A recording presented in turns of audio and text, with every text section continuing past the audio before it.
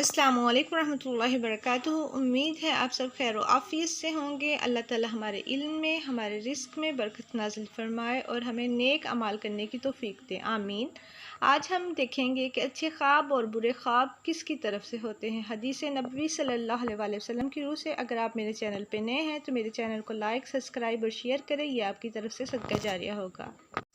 حضرت عبادہ بن صامت رضی اللہ تعالیٰ عنہ سے روایت ہے، نبی کریم صلی اللہ علیہ وسلم نے فرمایا، مومن کا خواب نبوت کے 46 حصوں میں سے ایک حصہ ہوتا ہے۔ صحیح بخاری 6987۔ حضرت انس رضی اللہ تعالیٰ عنہ سے روایت ہے، نبی کریم صلی اللہ علیہ وسلم نے فرمایا، جس نے مجھے خواب میں دیکھا تو اس نے واقعی دیکھا، کیونکہ شیطان میری صورت میں نہیں آ سکتا۔ مومن کا خواب نبوت کے 46 حصوں میں سے ایک جز ہوتا ہے۔ حضرت ابن قتادہ رضی اللہ تعالیٰ عنہ سے روایت ہے کہ نبی کریم صلی اللہ علیہ وسلم نے فرمایا، صالح خواب اللہ کی طرف سے ہوتے ہیں، برے خواب شیطان کی طرف سے ہوتے ہیں۔